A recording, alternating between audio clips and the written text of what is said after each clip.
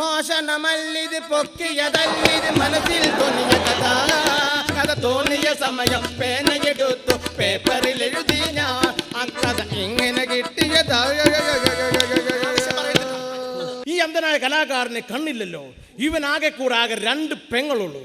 ഈ പെങ്ങളുടെ പേരാണ് ഒന്ന് ചിരു, മറ്റൊന്ന് ചിരിത. ഇവർ 2 പേർക്ക് ഒരാൾക്ക് സംസാരിക്കാൻ പറ്റില്ല, ഒരാൾക്ക് സംസാരിക്കാൻ പറ്റില്ല. ഈ സംസാരിക്കാൻ പറ്റാത്ത കുട്ടി അങ്ങനെ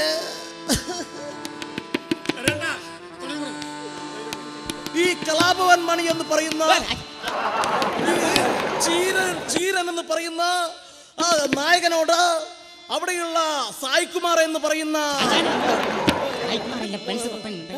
ആ ബെൻസ് പപ്പൻ എന്ന് പറയുന്ന വില്ലൻ ആണല്ലോ. അതെ.